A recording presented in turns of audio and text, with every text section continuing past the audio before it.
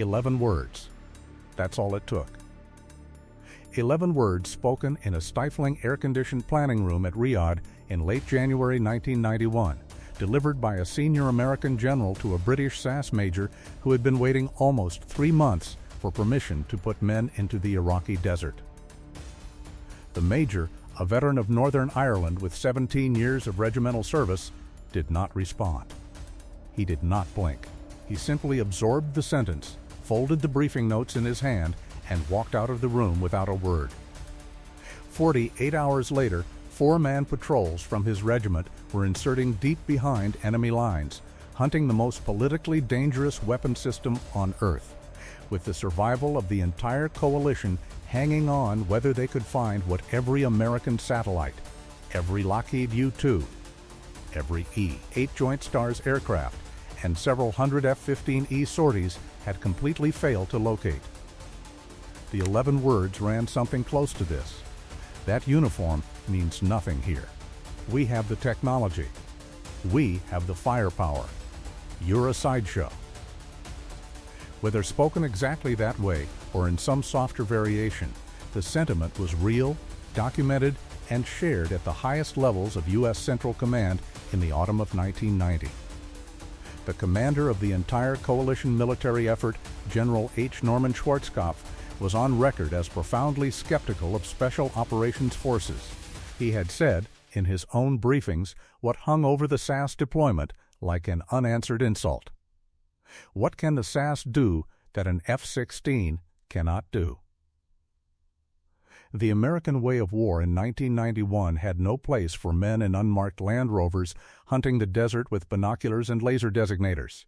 It was built on the most extraordinary concentration of military technology ever assembled in a single theater. 2,430 fixed-wing aircraft, 6 carrier battle groups, 500,000 American troops, a budget that ran into the tens of billions of dollars, and the man in command considered the British contribution a high-risk distraction with limited strategic payoff. What followed over the next 42 days would force one of the most comprehensive reversals in the modern history of Allied military cooperation.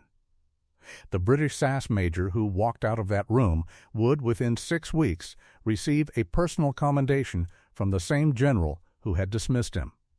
The regiment that had been called a sideshow would be credited, in part, with keeping Israel out of the war and saving the Arab coalition from collapse.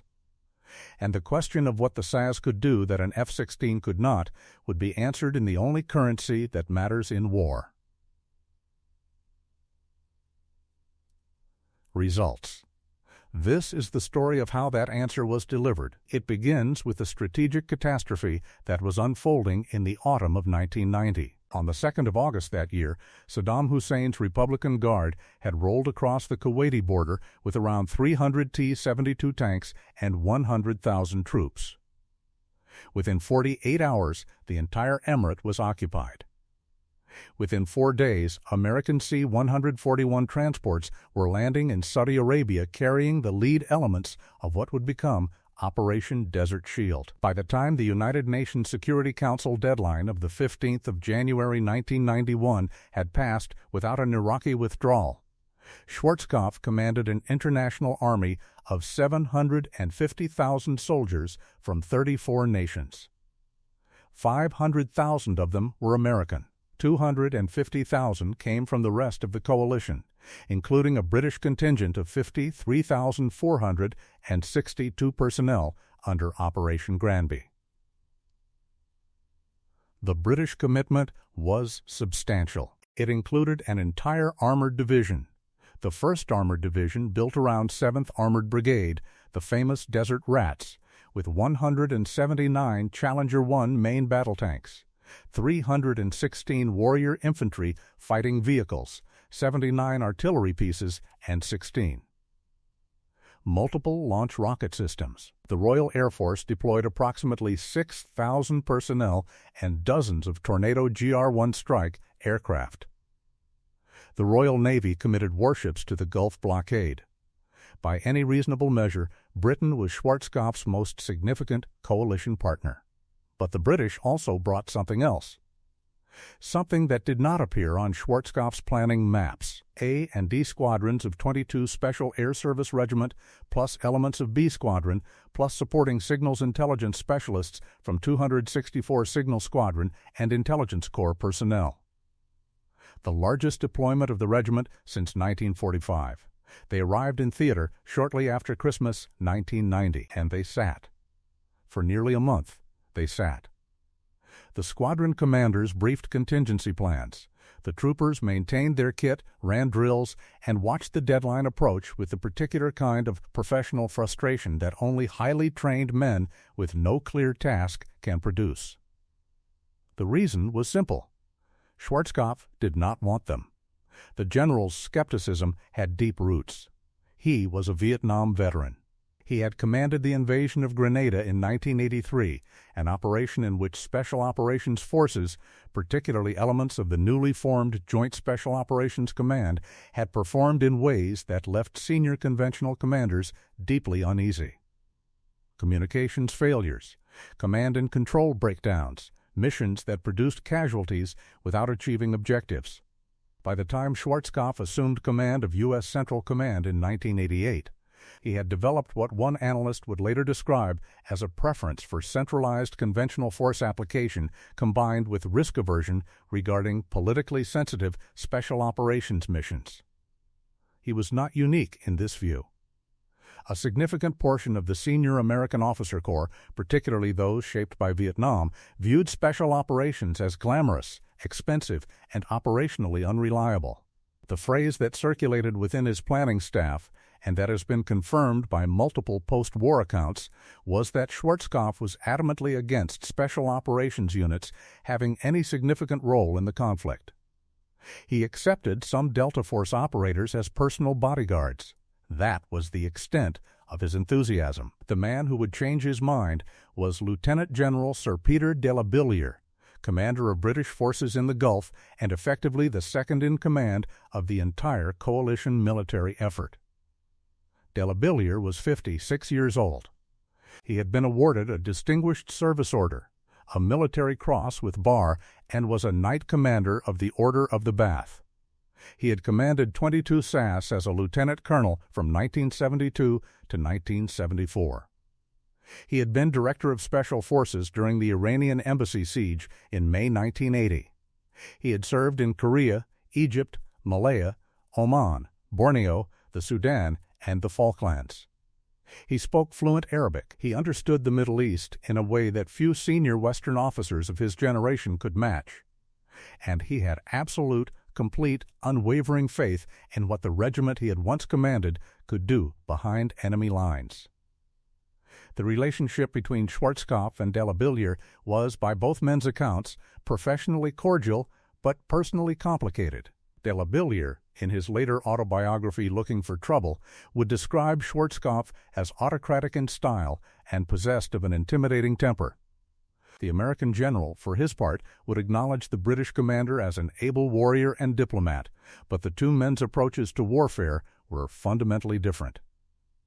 Schwarzkopf wanted overwhelming force, centralized control, and clear lines of authority.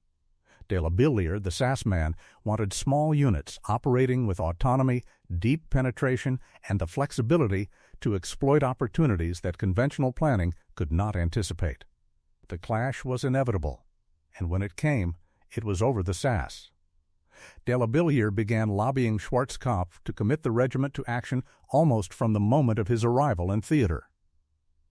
The argument he made, drawing explicitly on the SAS's foundational history in the Western Desert against Rommel during the Second World War, was that small fighting columns operating deep behind Iraqi lines could create disproportionate strategic effects. They could attack targets of opportunity. They could harass supply lines. They could spread confusion. They could draw Iraqi forces away from the main coalition advance. Schwarzkopf was unconvinced. The exchange that took place between the two men, reconstructed from de la Billière's own writings and from accounts by senior staff officers present, came down to a single objection from the American commander. What can your men do that I cannot do better, faster, and safer with an F-16 carrying laser-guided bombs? It was the question that defined the entire pre-war SAS deployment. And in the abstract, on paper, in the world of planning charts and capability matrices, it was a fair question. The coalition air forces had achieved overwhelming air superiority within 72 hours of the campaign opening on the 17th of January. They were flying over 1,000 sorties per day. They had the most sophisticated precision-guided munitions ever developed. What could a four-man patrol with binoculars and a radio possibly add to that? The answer, when it came from an entirely unexpected direction. From a Soviet-designed ballistic missile that the coalition had not taken seriously enough. The Scud-B was an aging weapon. Inaccurate, slow to deploy, with a conventional warhead that posed minimal threat to dispersed military targets. The Iraqi modifications, the Al-Hussein and Al-Hijara variants, extended the range at the cost of further degraded accuracy. Coalition planners had rated the Scud as militarily insignificant. They had been catastrophically wrong, but they had been wrong in a specific way.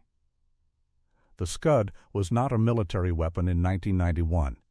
It was a political weapon, and in the early hours of the 18th of January, less than 24 hours after the air campaign began, 8 modified Scud-B missiles arced over the Iraqi desert and fell on Tel Aviv and Haifa. The political consequences were instantaneous and potentially catastrophic. Saddam Hussein had calculated with considerable strategic acumen that the coalition's most fragile vulnerability was the participation of Arab states. Saudi Arabia, Egypt, Syria, the Gulf monarchies, all of them were standing alongside Israel's primary military and political ally in a war against another Arab state. If Israel could be provoked into joining the coalition militarily, if Israeli aircraft appeared in the skies over Iraq, the Arab participation would collapse. The political cover that Schwarzkopf had spent 5 months constructing would evaporate. The war would become, in the eyes of the Arab street, a Western and Israeli campaign of aggression. Saddam wanted exactly this. The Scuds were not aimed at military targets. They were aimed at the coalition itself. In the days that followed the first attacks, Israeli Defense Minister Moshe Arens and IDF Chief of Staff Dan Shamron pressed Washington with increasing urgency. Israel had a doctrine, established and uncompromising, of retaliating against any state that struck its territory. 42 Scud missiles would eventually fall on or near Israel during the war. 2 Israelis would be killed directly. 11 more would die from heart attacks and the effects of asphyxiation in sealed rooms during alarms. 20 residential buildings would be damaged in a single attack on the 22nd of January. The political pressure on the Israeli government to launch retaliatory airstrikes against Iraqi targets approached the breaking point. Schwarzkopf understood, perhaps now in a way he had not understood a week earlier, that the entire coalition was hanging by a thread. And the thread was the Scud. Find the Scuds, destroy the Scuds, prove to Jerusalem that something effective was being done, and Israel might be persuaded to hold its hand. Fail to find them, and the war would be lost politically before it could be won militarily.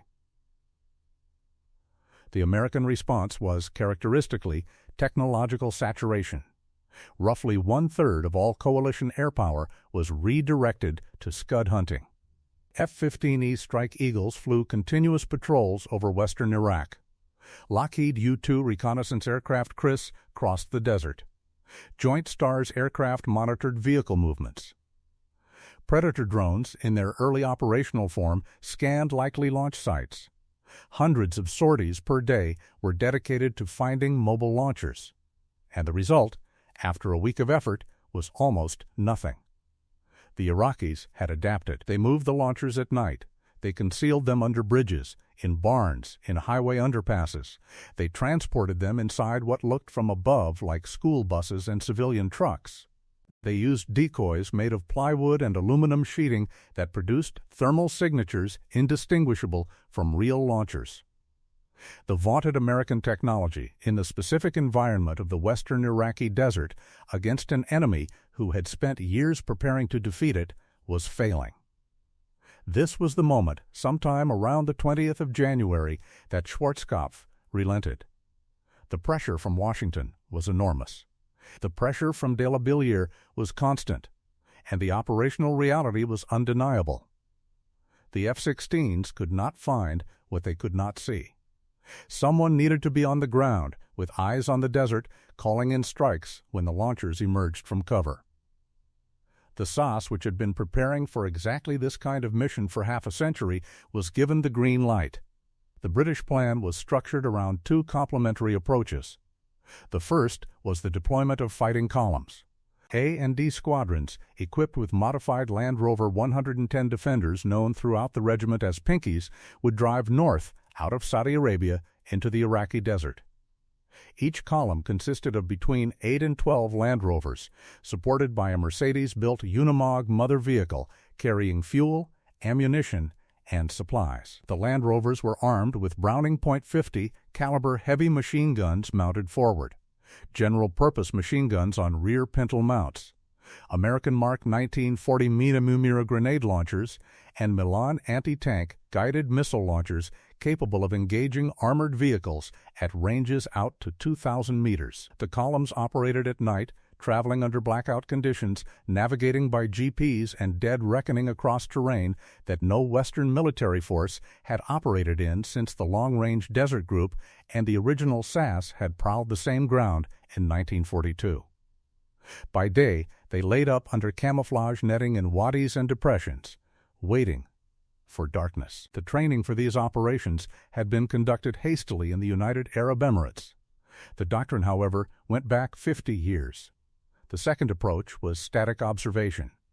B Squadron, held in reserve in Saudi Arabia, would insert 8-man patrols by Chinook helicopter from RAF 7 Squadron Special Forces flight. These patrols would establish covert observation posts overlooking the main supply routes, the highways that the Iraqis were using to move Scuds between hide sites and launch positions. From these hidden vantage points, the SAS would watch, identify launchers, and call in airstrikes. They would also, if circumstances permitted, locate and sever the buried fiber-optic communications cables that ran alongside the MSRs, carrying command signals from Baghdad to the deployed launcher units. 3 8-man patrols from B Squadron were inserted on the night of the 22nd of January 1991. Their call signs were Bravo 10, Bravo 20, and Bravo 30. The first patrol assessed its insertion site, found it offered no concealment whatsoever in the flat featureless desert, and aborted within hours of landing, returning to Saudi Arabia. This decision, controversial at the time, was vindicated entirely by what happened to the second patrol. Bravo 10 went home. Bravo 30, equipped with Land Rovers, completed its mission and returned intact. Bravo 20, led by a sergeant who would later write under the pseudonym Andy McNabb, walked into a catastrophe. The Bravo 20 patrol had been inserted by Chinook approximately 20 kilometers from its target observation site, carrying loads in excess of 90 kilograms per man. Their radios, it transpired, had been issued the wrong frequencies, rendering communication with headquarters impossible. The weather, against every meteorological prediction for the season, turned brutal. Temperatures dropped low enough to freeze diesel fuel. Sleet and snow swept across positions where the patrol had been issued lightweight desert clothing. Frostbite and hypothermia began to take hold within the first 48 hours. And then, on the morning of the 24th of January, their hide position was compromised by a young Iraqi goat herder. What followed was a running battle through the desert, the patrol breaking up under contact, 3 men eventually dead, 4 captured and subjected to weeks of brutal interrogation, and 1, Trooper Chris Ryan, completing what became the longest escape and evasion in SAS history. 200 miles on foot across the desert into Syria, over 8 days. He survived on the water from 1 bottle and whatever he could scavenge. When he reached safety, he had lost so much weight that the British military doctors who examined him initially mistook him for a much older man. The Bravo 20 disaster, 3 dead, 4 captured, the operation a tactical failure, was a body blow. And yet, even as the news filtered back to headquarters, the larger SAS effort was beginning to deliver. The fighting columns of A and D squadrons, once unleashed, found their stride almost immediately. Operating from staging bases in northern Saudi Arabia, the columns crossed into the Iraqi border zone designated by the coalition as Scud Box, a vast operational area south of the main Baghdad to Amman highway, nicknamed by the troopers as Scud Alley. Delta Force operated north of the highway in their own designated zone. The two forces worked in adjacent but separate sectors, sharing intelligence through liaison officers, but operating independently in tactics and method. The American approach favored heavily armed Humvees, motorcycles, and Pinzgauer trucks supported by their own dedicated helicopter assets. The British approach was different in ways that reflected 50 years of accumulated regimental doctrine. The Land Rover columns were configured for sustained autonomous operations measured in weeks rather than days. They carried the firepower to fight their way out of contact. They navigated by methods that did not rely on continuous external support. They executed their missions on the assumption that resupply, extraction, and air support might or might not be available, and that the patrol commander's job was to complete the task regardless. The targeting itself was opportunistic and adaptive. When SAS patrols spotted Iraqi communications installations associated with the Scud command network, they marked them for airstrikes using laser designators, allowing coalition aircraft to deliver precision-guided munitions with devastating accuracy. When they located actual launcher convoys on the move, they called in F-15Es and on at least one verified occasion guided in a strike that destroyed a Scud launcher in the process of preparing to fire. When circumstances demanded direct action, the columns themselves engaged. Land Rovers in line abreast on a desert ridgeline, .50 cals and Mark 19s, and Milans opening simultaneously on Iraqi convoys moving along supply roads in the darkness. The fury of these ambushes, viewed from the Iraqi side, must have been bewildering. Vehicles disintegrating under heavy machine gun fire from positions invisible in the night. Anti-tank missiles striking trucks from ranges at which no return fire was possible, and by the time any Iraqi response could be organized, the columns were gone, melted into the desert, kilometers away by the time dawn arrived.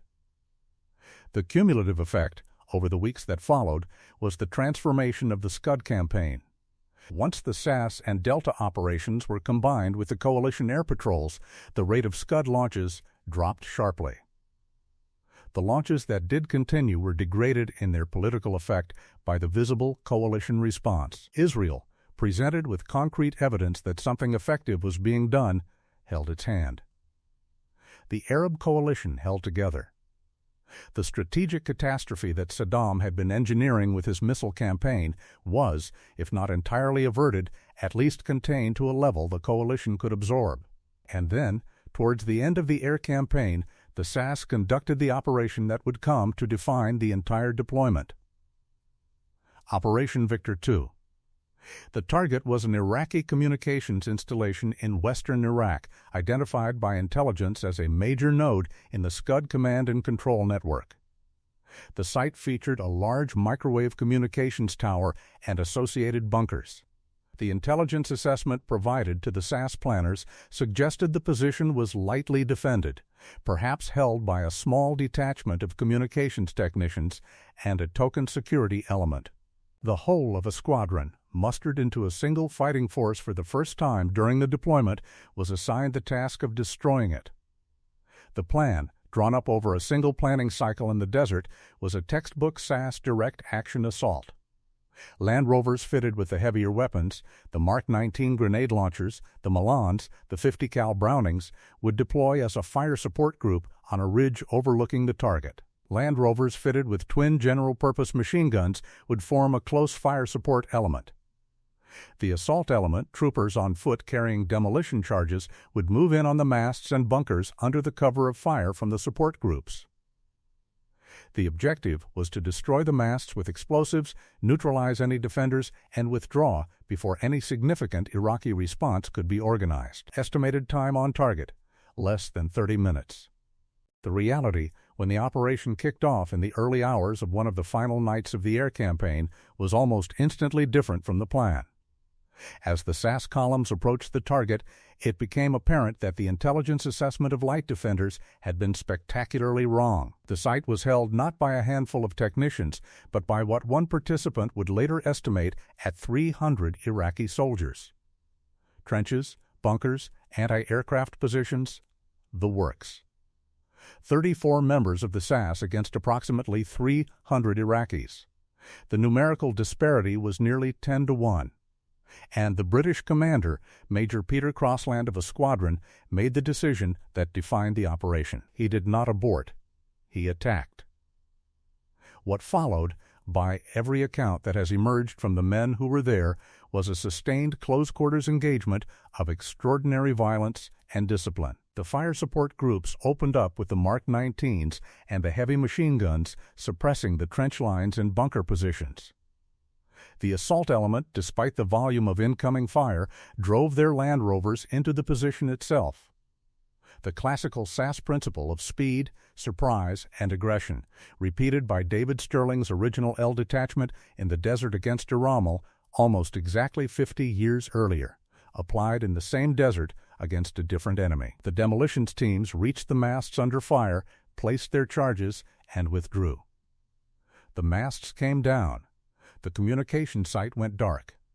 And despite the storm of incoming fire from a defending force 10 times their number, a squadron extracted without losing a single man killed. There were wounds. There were close calls. There was a chaotic running fight as the Land Rovers withdrew into the desert with Iraqi forces attempting to organize pursuit.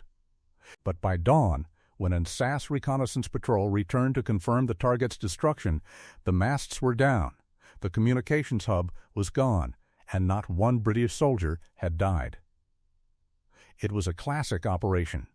It belonged in the same regimental memory as the airfield raids of 1941 and 1942 in North Africa. And it answered, more comprehensively than any words could have answered, the question that Schwarzkopf had asked in that planning room in late January. What can the SAS do that an F-16 cannot do? An F-16 cannot place a 4-man team within 7 meters of a target compound and watch it for 3 days. An F-16 cannot drive a column of Land Rovers across 200 kilometers of enemy desert, ambush a supply convoy, and disappear into a wadi system before the enemy can organize a response.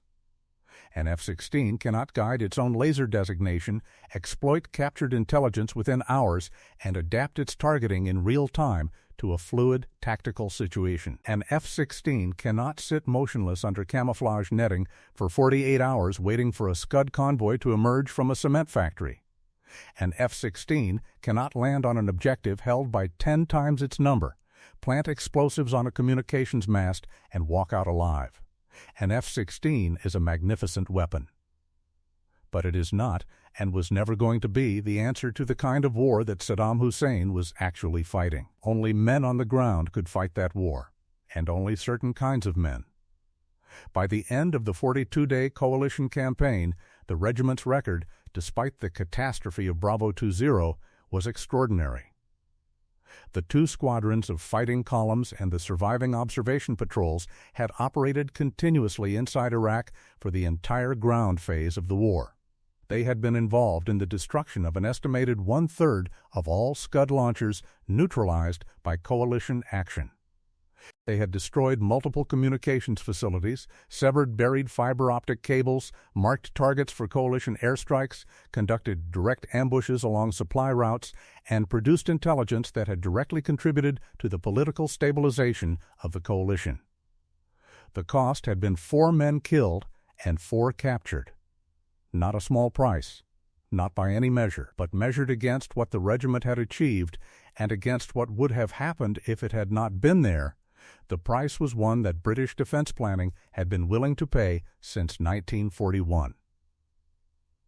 The reversal in American command attitudes was, by all accounts, comprehensive. Schwarzkopf, who had begun the campaign questioning what the SAS could do that an F-16 could not, ended it issuing a personal commendation to the regiment. The exact text has been described in multiple sources. It included a signed Iraqi map presented to the regiment as a personal token of gratitude. The commendation acknowledged, in the language of senior command, what the operations had actually delivered. The regiment received 55 medals for gallantry and meritorious service, and the man who had once been adamantly against special operations units having any significant role in the conflict was, by the end of it, on record stating that he would use British Special Forces again, without hesitation. The cultural meaning of this reversal is worth examining, because it reveals something about military institutions that goes beyond any single campaign. The American approach to warfare in 1991 was the product of 2 decades of post-Vietnam reconstruction. It was built on the conviction that overwhelming force, integrated technology, and centralized command would produce decisive results with minimal casualties. The doctrine had been validated brilliantly in the conventional fight against the Iraqi army. The advance of 7 Corps and SVE Airborne Corps through the Iraqi defensive belts during the 100-hour ground war was a textbook demonstration of combined arms warfare conducted at a level of sophistication never before achieved. The coalition had liberated Kuwait at the cost of 148 American killed in action and 145 non-combat deaths. By any historical measure, it was a stunning military achievement. But the Scud War, the parallel campaign being fought in the Western Desert, did not conform to the American doctrine.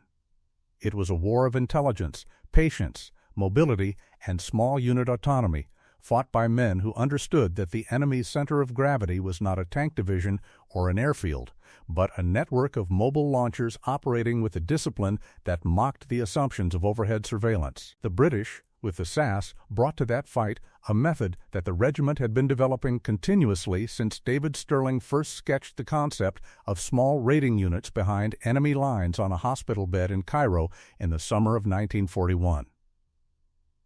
50 years of institutional knowledge, condensed into men who could be inserted 4 at a time and in the most hostile terrain on Earth and trusted to deliver effects that no satellite and no F-16 could produce. When Schwarzkopf asked his question, "What can the SAS do that an F-16 cannot?"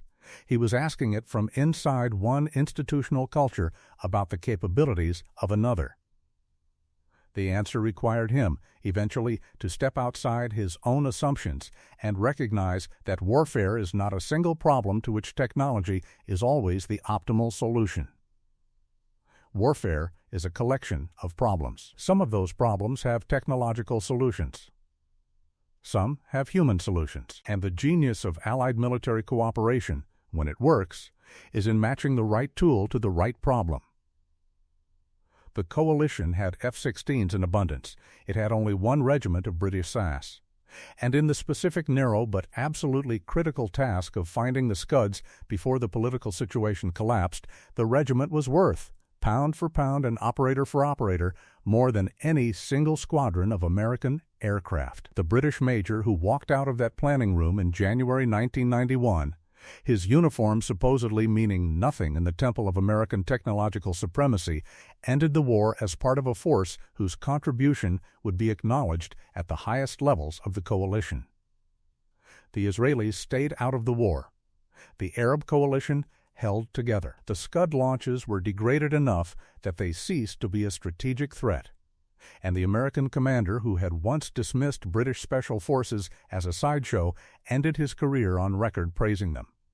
There is no documented record, in any open source, of a verbatim apology from Schwarzkopf to any specific SAS officer for any specific remark. The general's autobiography, It Doesn't Take a Hero, is notably restrained on the topic of his early skepticism. De la Billiere's Looking for Trouble is more candid about the friction. What is documented, beyond dispute, is the trajectory. From the question, "What can the SAS do that an F-16 cannot?" to the personal commendation. From the assessment of high-risk distraction with limited strategic payoff to the acknowledgement of a force that helped save the coalition. From the implication that a uniform meant nothing in the face of American technology, to the regiment receiving 55 medals and the gratitude of a commander who had been forced by events to revise every assumption he had brought to the campaign. The lesson of the Gulf War is not that technology failed or that special operations triumphed. The lesson is that warfare is a more complicated business than any single doctrine can fully capture. The Americans were not wrong to invest in the F-16, the F-15E, the Apache helicopter, the M1A1 Abrams. Those weapons won the conventional war and saved thousands of coalition lives. The British were not wrong to invest in 50 years of regimental tradition that produced men capable of operating 4 at a time in the heart of enemy territory.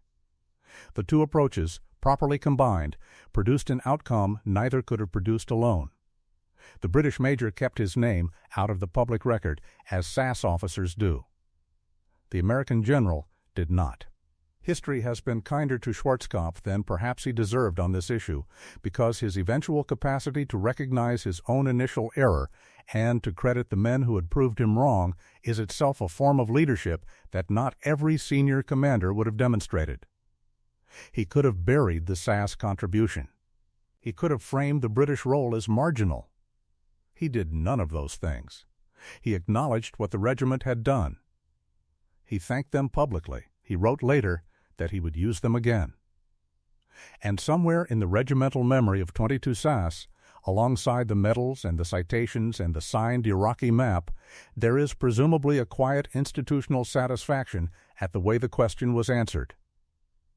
Not with words, not with arguments in planning rooms, but in the only currency that has ever mattered to the regiment since Sterling sketched the concept on a hospital bed in 1941. With results. With the 4 men in a Land Rover in the dark, and the major who said, after looking at 300 Iraqis through his night vision goggles, that the squadron would attack anyway. That uniform, it turned out, meant a great deal in the Iraqi desert. It meant that when the F-16s could not find the Scuds, somebody on the ground would. It meant that when the coalition's political fate hung on a thread spun in Tel Aviv, somebody would walk into the desert and cut the cable that fed the launchers. It meant that when a supposedly lightly defended communication site turned out to be held by a force 10 times the size of the assault team, the assault would go in regardless, and the masts would come down. And it meant that the question asked with such confidence by the most powerful military commander on earth in late January would be answered so comprehensively by late February that the questioner himself would acknowledge the answer in writing. That is what the uniform meant. And that is why the regiment that walked into that war as a sideshow walked out of it with the strategic credit of a campaign that would have been very different and possibly very much worse without them.